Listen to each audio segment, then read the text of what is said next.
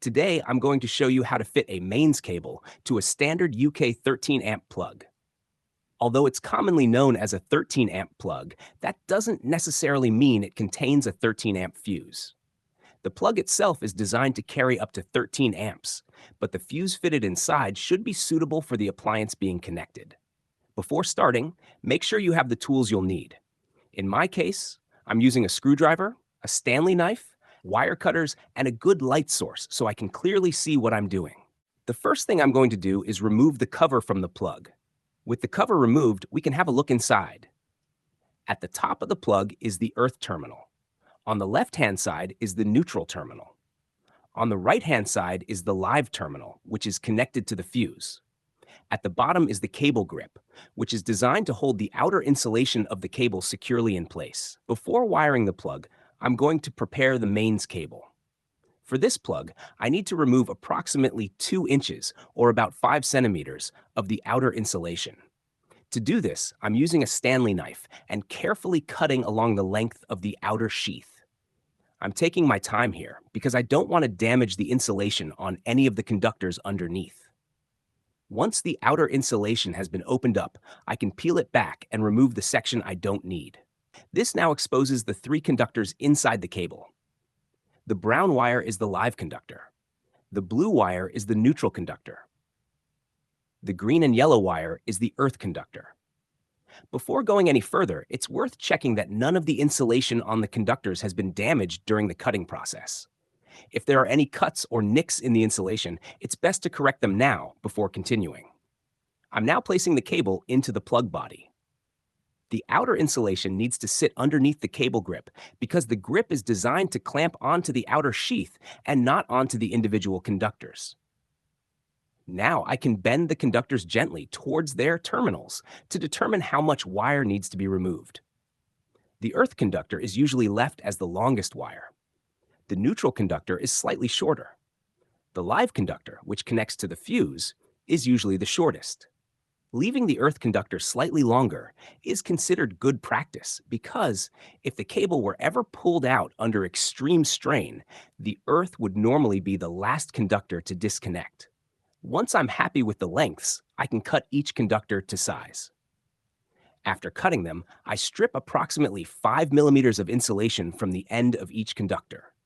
Some people prefer to leave the copper conductors straight. Others prefer to fold the exposed copper back on itself, making the conductor slightly thicker where it sits under the terminal screw. Whichever method you choose, make sure there are no loose strands sticking out. Before fitting the wires, I'm loosening the terminal screws enough to accept the conductors. At the same time, I don't want them so loose that they fall out. I'm also loosening the cable grip. My preferred method is to completely remove one screw and leave the other one partially fitted. This allows the cable grip to swing out of the way without becoming completely detached. Now that everything is prepared, I can start connecting the conductors. The earth conductor goes into the earth terminal at the top. The neutral conductor goes into the neutral terminal on the left-hand side. The brown live conductor goes into the live terminal on the right-hand side, which is connected to the fuse. As I fit each conductor, I'm making sure that the copper is fully inserted into the terminal and that no bare copper is visible outside the connection. I'm also checking that there are no loose strands which could cause a short circuit later. Each terminal screw can now be tightened. The connection should be firm and secure, but there is no need to over-tighten the screws. Over-tightening can damage the terminal or strip the threads. Once each wire is connected, I like to give it a gentle pull to make sure it is secure. If you're finding this video useful so far, don't forget to subscribe. I cover a range of practical repairs, workshop projects, and electrical jobs on this channel. Now let's continue and finish wiring the plug. With all 3 conductors connected, I can arrange the wires neatly inside the plug body. The conductors should sit naturally and shouldn't be under tension. Once I'm happy with the layout, I can move the cable grip back into position. The cable grip should clamp onto the outer insulation of the mains cable and not onto the individual conductors. The purpose of the grip is to prevent any pulling force on the cable from being transferred to the terminal connections. Once the grip is positioned correctly, I can tighten the retaining screws. Before replacing the cover, I like to check the fuse. This particular plug uses a push-fit cartridge fuse. The fuse can be removed using a small screwdriver and then pushed back into place using your fingers. It's important to fit the correct fuse for the appliance being connected.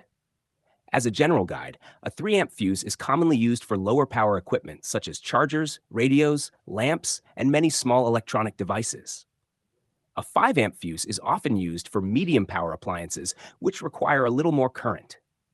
A 13-amp fuse is generally used for higher power appliances, such as kettles, heaters, and similar equipment. While checking the fuse, I also make sure it is held securely in its contacts. Sometimes the fuse contacts can become slightly loose, which can lead to a poor connection. If necessary, the contacts can be carefully adjusted to ensure the fuse is held firmly. Now it's time for a final inspection. The brown live conductor should be connected to the fuse side of the plug. The blue neutral conductor should be connected directly to the neutral terminal. The green and yellow earth conductor should be connected to the earth terminal at the top. The cable grip should be firmly holding the outer insulation of the cable. There should be no loose strands visible and no damaged insulation. This isn't a job that should be rushed. Taking an extra minute to inspect your work can prevent faults later on. Before fitting the cover, it's worth mentioning a couple of safety features built into the UK plug. The earth pin is longer than the live and neutral pins. This longer pin opens the safety shutters inside the socket before the live and neutral pins make contact. It also helps ensure that the earth connection is made first and disconnected last. You'll also notice that the live and neutral pins have insulated sections near their bases. These insulated sections help reduce the risk of accidental contact with live metal parts while the plug is being inserted or removed from the socket. With all the checks complete, I can now replace the cover and tighten the retaining screw. The plug is now ready for use. Thanks for watching, and if you'd like to see more practical repairs, workshop tips, and electrical projects, have a look through my other videos and consider subscribing to the channel.